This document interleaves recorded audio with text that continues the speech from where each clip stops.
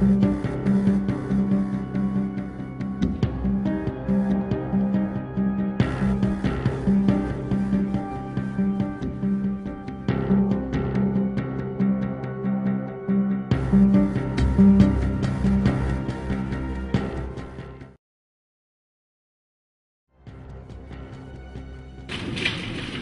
κυρίες, αγαπητοί κύριοι, ονομάζομαι Βανέσα Κλειτοπούλου και είμαι μεταπτυχιακή φοιτήτρια του American College of Θεσσαλονίκη. Θα ήθελα να σας καλωσορίσω στη σημερινή εκδήλωση που θα ασχοληθεί με την εξέταση του θέματος κορύφωση παραγωγής πετρελαίου. Η Εσπερίδα συνδιοργανώνεται από το Auto Business Review και την Ελληνική Εταιρεία Περιβάλλοντος και Πολιτισμού και έχει τεθεί υπό την αιγίδα του Συνδέσμου Βιομηχανιών Βορείου Ελλάδος. Αξίζει να σημειωθεί ότι η διοργάνωση υποστηρίζεται από το Anatolia Automotive Institute. Το πρόγραμμα της εκδήλωσης βρίσκεται στη σελίδα 13 του περιοδικού Eco Review που θα βρείτε στο folder της διοργάνωσης. Μετά την ολοκλήρωση των παρουσιάσεων θα έχετε την ευκαιρία να απευθύνετε ερωτήσεις προς το πάνελ και να συμμετάσχετε στη συζήτηση που θα προκύψει. Θα σας παρακαλέσω να υποβάλλετε τα ερωτήματά σας χρησιμοποιώντας το blog που υπάρχει μέσα στο φάκελο, σημειώνοντας το όνομά σας και την ιδιότητά σας. Μπορείτε να δώσετε τα φύλλα του blog με τις ερωτήσεις σας σε μένα ή στις υπόλοιπες γραμματείς του συνεδρίου. Θα ξεκινήσουμε αμέσως με τον κύκλο των χαιρετισμών. Θα παρακαλέσω τον Αντιπρόεδρο του Ανατόλια, κύριο Πάνο Κανέλη, να ανέβει στο βήμα.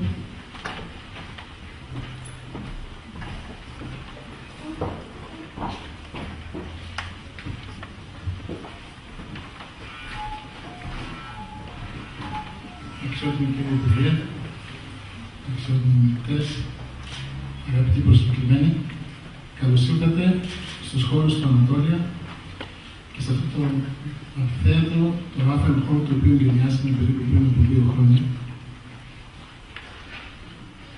Το θέμα μας σήμερα, το θέμα του συνεδρίου μας είναι η κορύφωση της παραγωγής πετρελαίου και είμαι σίγουρος ότι θα φύγουμε σήμερα από εδώ γνωρίζοντας πολύ περισσότερα από ό,τι ξεκινήσαμε πριν το συνέδριο. Η προσπάθεια του Ανατόλια να φέρει κοντά τον κόσμο του αυτοκινήτου με τον ακαδημαϊκό κόσμο ξεκίνησε το 2003 και με πρωτοβουλία του κ. Σάβα Κάλφα, καθηγητή του τμήματος Marketing του American College of Θεσσαλονίκη. Έχουμε διοργανώσει από τότε 6 επίσης συνέδρια με πολύ μεγάλη επιτυχία, η οποία στην αρχή μας εξέπληξε και εμάς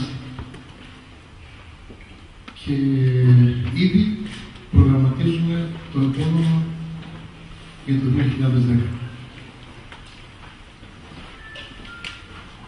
Θέλω να ευχαριστήσω ιδιαίτερα τον κύριο Υπουργό, γιατί σε όλες τις εκδηλώσεις που έχουμε κάνει στο σχολείο μας ήταν πάντα κοντά μας και μας βοήθησε. Και να ευχαριστήσω πάρα πολύ το Σύνδεσμο Βιομηχανιών Βορείου Ελλάδος, που έχει κάτω από την αιγίδα που έχει θέσει το συνέδριο αυτό, καθώς επίσης και την Ελληνική Εταιρεία Πολιτισμού και Περιβάλλοντος και το Auto Business Review του κ. Κάλφα. Καλησπέρα σας και πάλι και καλώς ήρθατε.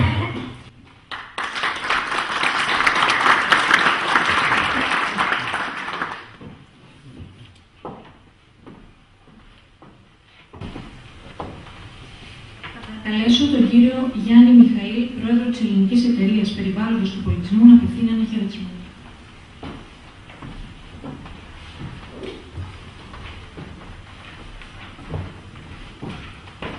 Κύριε Υπουργέ, κυρίες και κύριοι,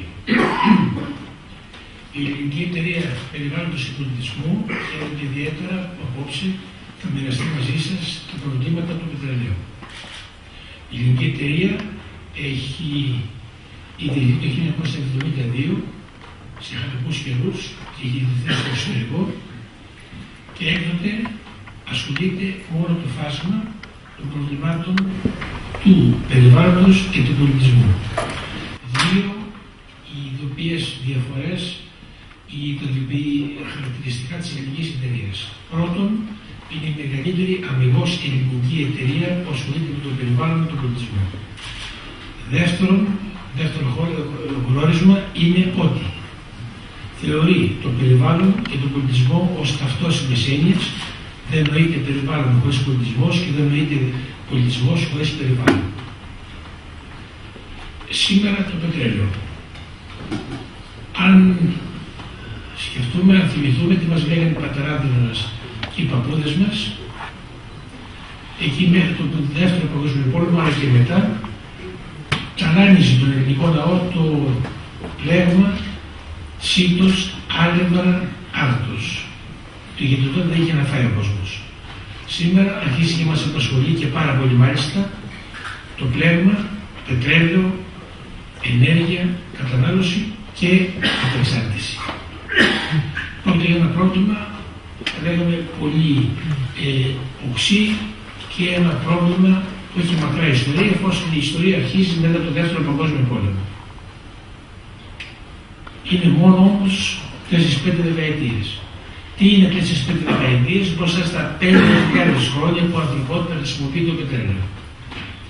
Από τους Ασσυρίους, από τους Βαβυλωνίους, από τον Ηρόδοτο, από τους πρώτους χριστιανούς που χρησιμοποιήσαν το πετρέλαιο για φωτισμό, από το 1556 ο Γερμανός Αγρίκολα, ο δικτολόγος Γερμανός Αγρίκολα, ονόμασε αυτό το σπάνιο είδος που είχαν φέρει οι Άραβες στην Ισπανία πέτρα όλεου, μέχρι τη Βιομηχανική Επανάσταση, το 1852 που η Συναλλαγική Τριοπιέτη του πρώτου πηγάδι Γιάννης του πετρελαίου.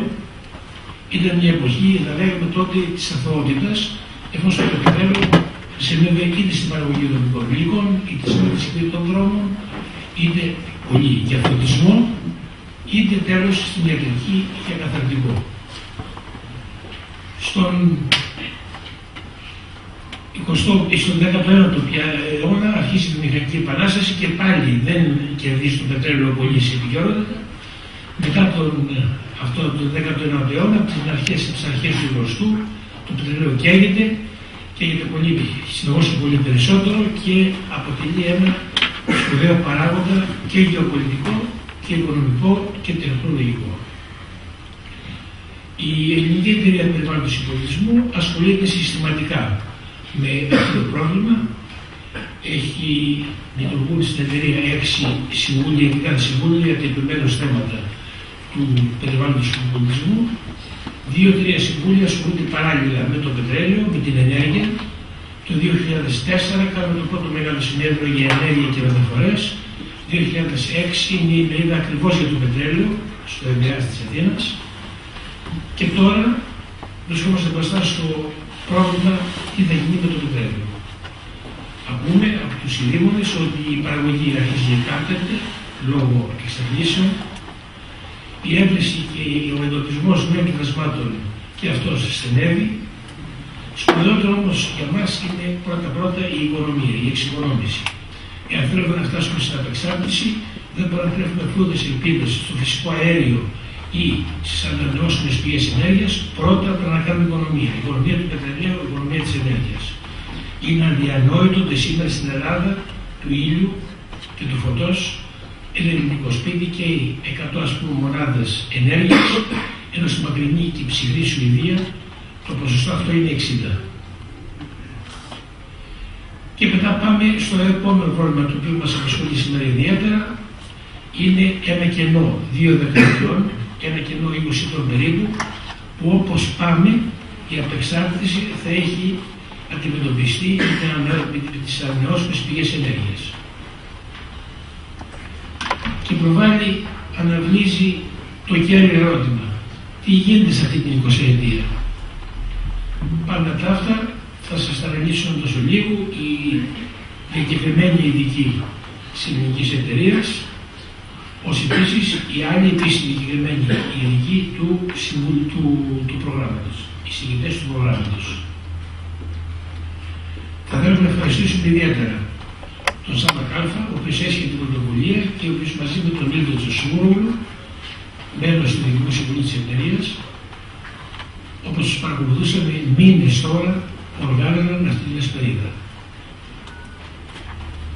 Να τελειώσω με την οικονομία που πρέπει να κάνουμε ίσως. Πολλοί εκείνα παλιά χρόνια, τα βιβλικά χρόνια, δεν υπήρχαν μη κυβερνητικές οργανώσεις, οι οποίες να ευαισθητοποιούσαν τον κόσμο. Γιατί η ευαισθητοποίηση του κόσμου σήμερα είναι το κύριο μέγεθα, το κύριο έργο των μη κυβερνητικών οργανώσεων. Αν είχαν ευαισθητοποιήσει τότε τις μορές και τους, δεν θα είχαν κάψει εκείνες στο λάδι και είχαν καθαρίσει στο λάδι των λιχναριών και δεν είχαν σκοτάδι όταν ήρθε ο νηφίος εν το μέσο της νυχτός. Σήμερα θα πρέπει να ευαισθητοποιηθούμε και να φροντίσουμε μην κάψουμε το πετρέλαιο και όταν έρθει ο νηφίος εν το μέσο της νυχτός δεν θα έχουμε πετρέλαιο ούτε για φωτισμό. Σας ευχαριστώ.